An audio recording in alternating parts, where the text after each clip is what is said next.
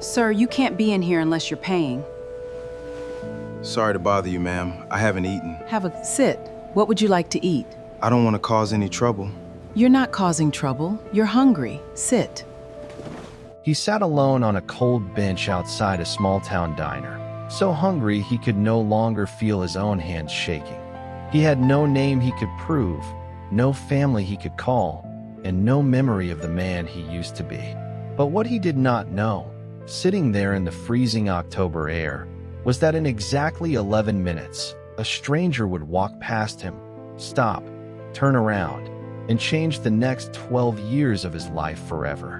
What he also did not know was that somewhere in the fog of his forgotten past, he was still holding onto the one secret that could bring a dead man back to life. This is that story, and I promise you, by the end of it, you will never look at a stranger the same way again. Before we go any further, let us know in the comments where you are watching from. We would love to hear from you, and do not forget to hit that subscribe button so you never miss any of our upcoming videos. In the small lake town of Cedar Hollow, Michigan, everyone believed they already knew how this story ended. 12 years earlier, a young man named Jake Callahan vanished from the same lake that gave the town its name, accused of stealing nearly $2 million from his own family's company before disappearing into the water forever. His mother, Margaret Callahan, never got a body to bury. She got a closed case file, a ruined family name, and a silence that never once let her sleep through the night.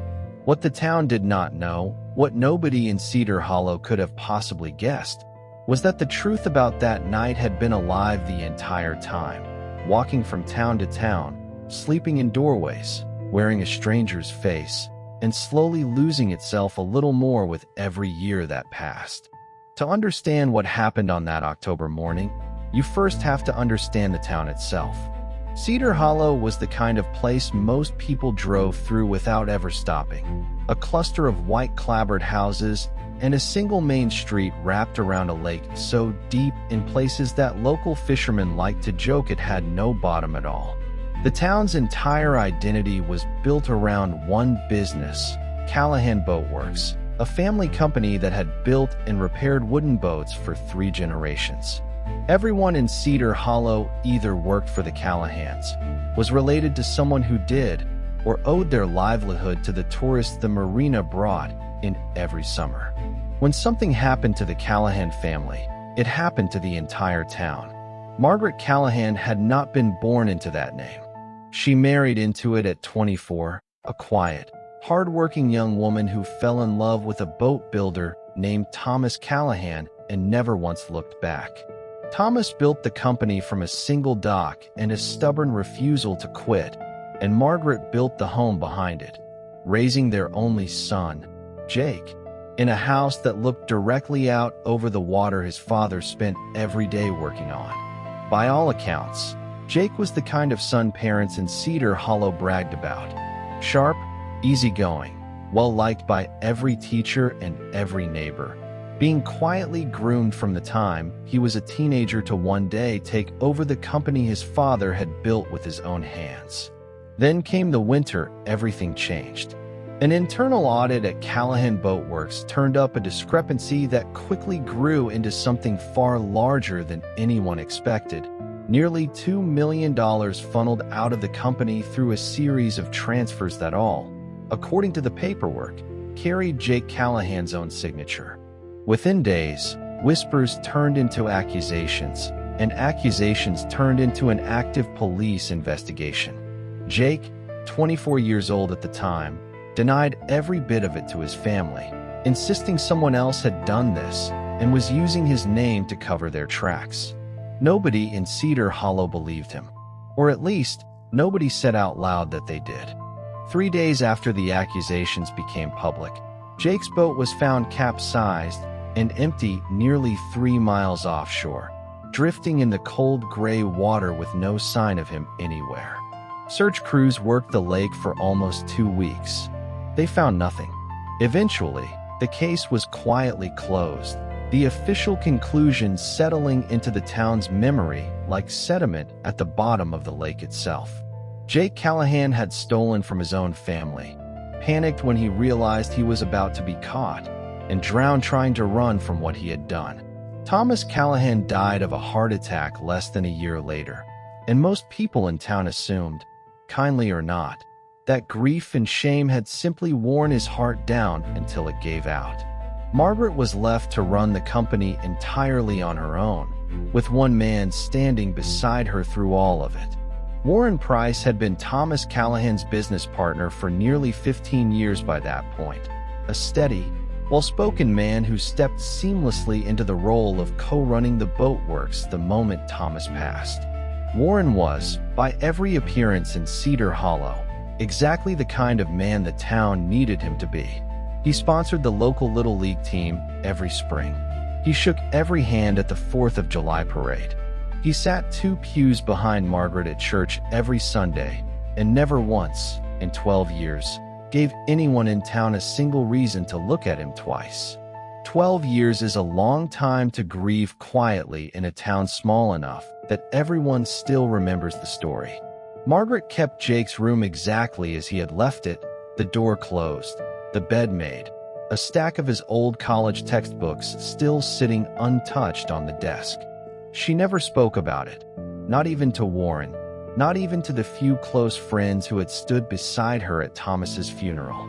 She simply worked. Every morning, she opened the boatworks before her employees arrived, and every night she locked it after they left, filling the empty hours of her life with a business that had cost her everything and given her almost nothing back in return.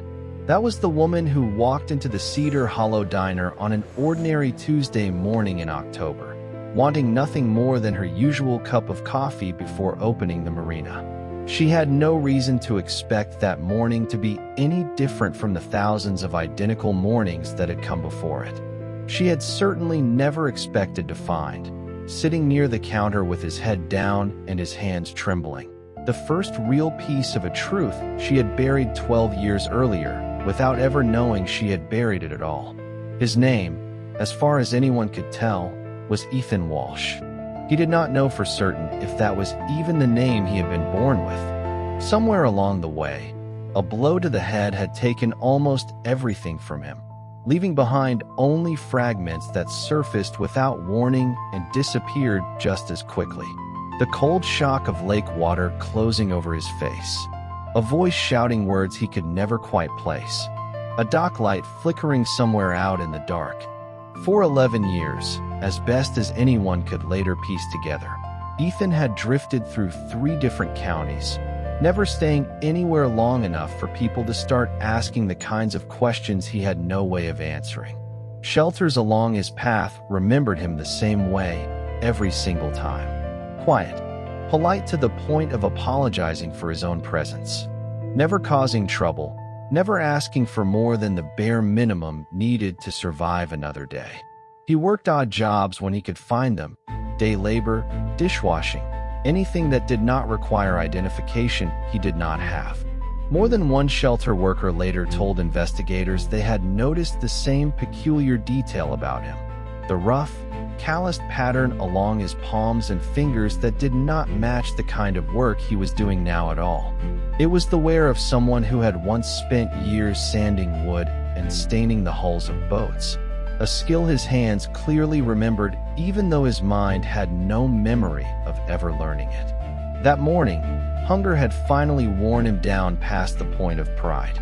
Ethan approached Margaret's table at the diner, embarrassed, his voice barely above a whisper, and asked only if he might be allowed to take what was left on her plate once she was finished. He had not eaten a proper meal in 3 days. The diner's manager was already moving toward him, ready to remove him from the building the way he had been removed from a dozen other places just like it. Margaret stopped him with a single raised hand before he could get any closer. She looked at this stranger sitting in front of her, gaunt, trembling, clearly starving, and something about the steadiness behind his eyes, some quiet dignity that hunger and exhaustion had not managed to strip away, made her pull out the empty chair across from her instead of letting him be thrown back out into the cold. She told the waitress to bring him a full plate, Not scraps, a real meal, eggs and toast and coffee and anything else the kitchen had ready. Ethan tried to protest, telling her he did not want to cause trouble, that people were already staring, that he did not deserve this kind of kindness from a total stranger. Margaret simply told him to eat. As he ate, slowly at first, and then with the kind of desperate hunger that comes from days without food, Margaret found herself watching his hands. Something about them would not let her look away. Rough, calloused in a very specific pattern along the palms and the base of each finger. She had seen hands exactly like that her entire adult life. Her husband Thomas had hands like that. Her son Jake, before he vanished, had been developing the exact same calluses from spending his summers working alongside his father in the boatworks. She asked Ethan, as casually as she could manage, where he had learned to work with boats. Ethan looked down at his own hands as if seeing them for the very first time. He told her the truth, quietly, the same way he had told dozens of shelter workers and police officers and doctors before her. He did not know. He did not know his real age for certain, though he guessed somewhere in his mid to late 30s. He did not know where he was born, who his parents were, or why the sound of a boat engine backfiring near a marina made his entire body go rigid with a fear he could never fully explain. All he had were fragments, disconnected pieces of a life he could not assemble into any kind of whole picture, no matter how many years he had spent trying. Margaret sat with that answer longer than she probably should have. She had spent 12 years training herself not to hope for anything, because hope, she had learned the hard way, was simply grief wearing a disguise, and disguises always eventually came off. But something about this broken, quiet man sitting across from her in a diner booth would not let her simply finish her coffee and walk away the way she normally would have. Before she had fully decided to do it, she heard herself offering him a small room above the family boathouse and light work restocking marine supplies at the marina, just until he got back on his feet. It was meant to be a temporary kindness. Nothing more than that. She told herself, walking back to her car afterward, that she had simply done what anyone with the means to help should have done for a stranger clearly in need. She had absolutely no way of knowing, not yet, that she had just invited the missing piece of a 12-year-old mystery back onto the very same dock where it had all first begun. Warren Price did not take the news well. When Margaret told him that evening that she had taken in a homeless drifter and given him a room above the boathouse, Warren's reaction was immediate and unusually forceful, far more forceful than the situation seemed to call for. He told her she knew absolutely nothing about this stranger, that she was putting a business that was not only hers to risk on a man who had appeared out of nowhere with no name, no history, and no way to verify a single word he said about himself. Margaret assumed, as she always had for 12 years, that Warren was simply being the careful, protective business partner he had always been since Thomas passed. She had no way of knowing that Warren Price had far more personal and far more urgent reasons to be afraid of a boat carpenter with no memory suddenly standing on his marina again, close enough to remember things Warren had spent 12 years and a great deal of money making absolutely certain nobody would ever remember at all.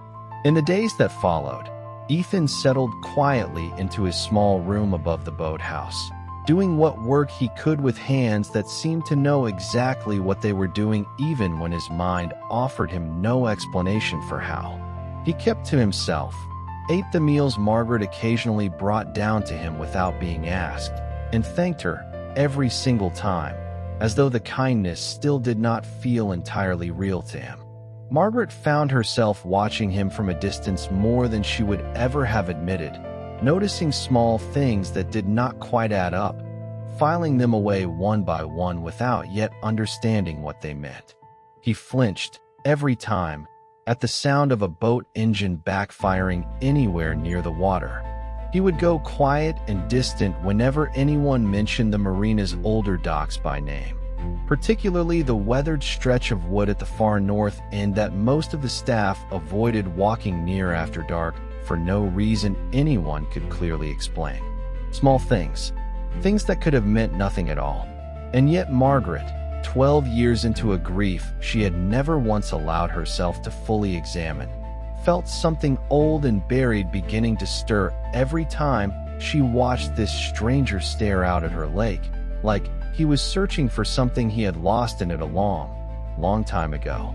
It would be nearly 2 weeks before Margaret allowed herself to admit, even quietly, even only to herself, that the feeling gnawing at the edges of her carefully guarded routine had a name. Suspicion was too strong a word for it. It was closer to recognition, the unsettling sense of watching someone move through the world the exact way a person you loved once moved through it, without being able to explain why. She did not tell Warren what she was starting to feel. She did not tell anyone.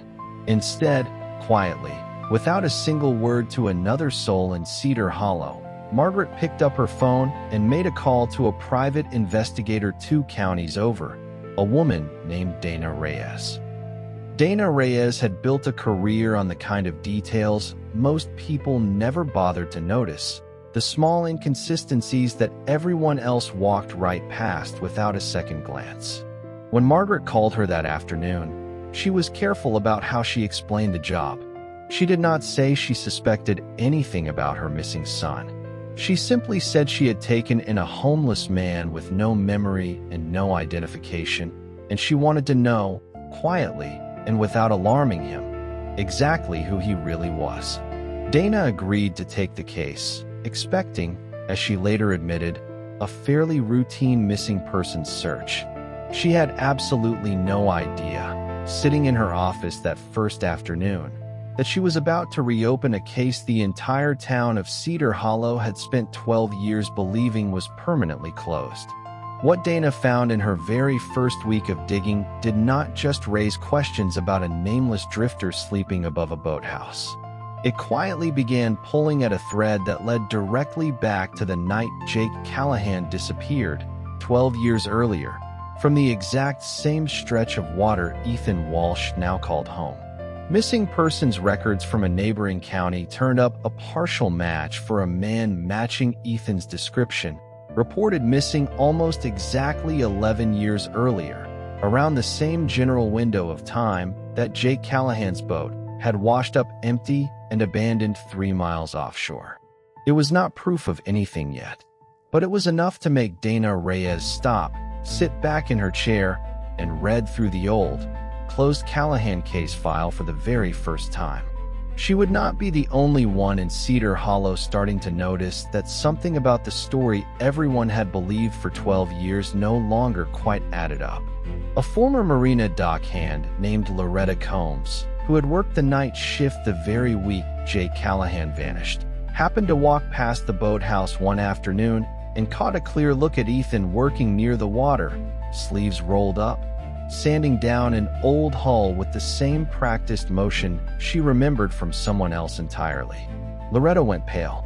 She said nothing to Margaret, nothing to Warren, nothing to anyone in Cedar Hollow at all. She simply finished her shift, walked home, and by the following week had quietly quit her part-time job at the boatworks altogether, refusing to answer her phone whenever anyone from the marina tried to reach her.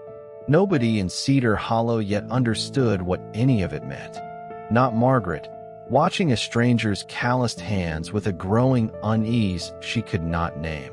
Not Dana Reyes, staring at a 12-year-old case file that suddenly felt far less finished than it had that morning.